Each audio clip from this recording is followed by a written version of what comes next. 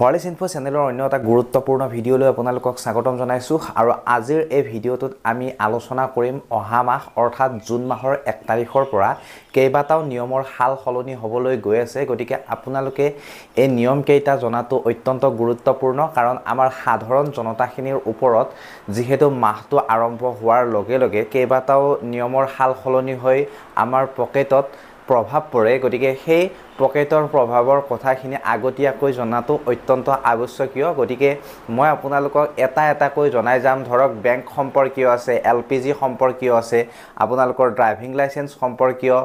কিছুমান নতুন তথ্য আপোনালোকক দিম গতিকে ভিডিঅটো শেষলৈকে চাব আৰু যদি চেনেলত নতুন হয় চেনেলটো সাবস্ক্ৰাইব কৰিব লগতে আপোনালোকে যদি ফেসবুকত চাই আছে পেজখন ফলো কৰিব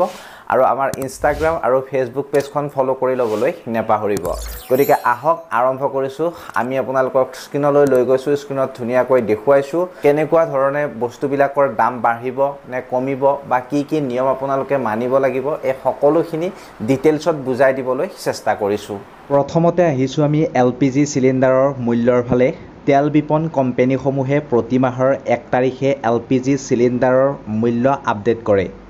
মে মাহত তেল কোম্পানীয়ে বাণিজ্যিক সিলিন্ডাৰৰ মূল্য কমালে আপোনালোক সকলোৱে জানে আৰু 2024 চনৰ 1 জুনত ঘৰুৱা সিলিন্ডাৰ আৰু বাণিজ্যিক সিলিন্ডাৰৰ মূল্য আপডেট কৰা হ'ব আপোনালোকৰ মতামত জনাব কমেন্টত জনাব জুন মাহত আপোনালোকৰ ঘৰুৱা সিলিন্ডাৰৰ দাম কমিব লাগে নে বাঢ়িব লাগে কমেন্টত জনাবলৈ নেপাহৰিব এবাৰ আমি আহিছো বেংকৰ ছুটি বা বেংক হলিডেজৰ ফালে ভাৰতীয় ৰিজাৰ্ভ বেংকে প্ৰকাশ কৰা বেংক হলিডে লিষ্ট অনুসৰি জুন মাহত 10 দিনৰ বাবে বেংক বন্ধ থাকিব এইটো গুৰুত্বপূৰ্ণ আপোনালোক সকলোৰে বাবে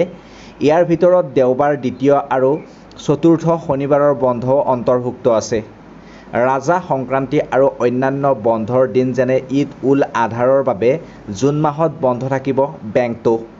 এনে পৰিস্থিতিত বেংকলৈ যোৱাৰ আগতে নিশ্চিতভাৱে ছুটিৰ তালিকাখন পৰীক্ষা কৰক যদি আপোনালোকে গুগলত সাৰ্চ কৰে গুগলত সাৰ্চ কৰিলে ধুনিয়াকৈ আহি যাব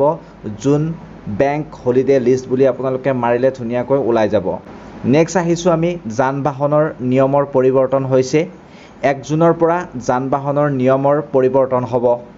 আপোনালোকক জনাও যে অহা মাহৰ পৰা নতুন ড্ৰাইভিং লাইসেন্সৰ নিয়ম অৰ্থাৎ নিউ ড্ৰাইভিং লাইসেন্স ৰুল 2024 প্ৰযোজ্য হ'ব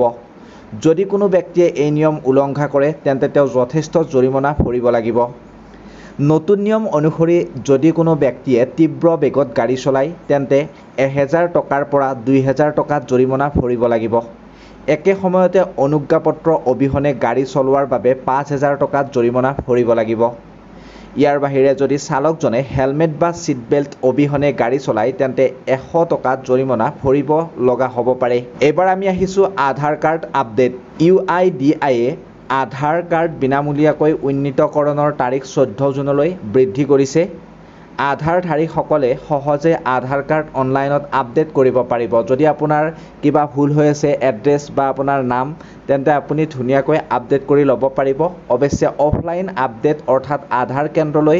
যোৱাৰ বাবে প্ৰতিটো আপডেট 50 টকা চাৰ্জ দিব লাগিব আপোনালোকে 50 টকা দি ধুনিয়াকৈ গোটেইখিনি আপডেট কৰি ল'ব লাগিব যদি আপোনাৰ নাম বা আপোনাৰ এড্ৰেছ ভুল হৈ আছে 50 টকাৰ বিনিময়ত আপোনালোকে সকলোখিনি ঠিক কৰি ল'ব পাৰিব নেক্সট আহিছো গাড়ী চলোৱাৰ বাবে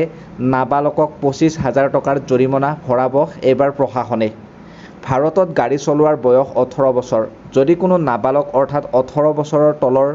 নাবালক এজনে বাহন চলায় তেন্তে তেওঁক যথেষ্ট জৰিমনা বিহা হ'ব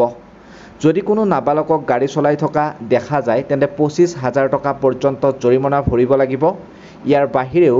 নাবালক গৰাকীয়ে 25 বছৰ বয়সলৈকে ড্ৰাইভিং লাইসেন্স নেপাব বুলি উল্লেখ কৰিছে এবাৰ প্ৰশাসনৰ তৰফৰ পৰা গতিকে নিশ্চয় আপোনালোকে ভিডিঅটো চাই ভাল পালে যদি ভিডিঅটো চাই ভাল পালে ভিডিঅটো শ্বেয়াৰ কৰি দিবলৈ নেপাহৰিব ধন্যবাদ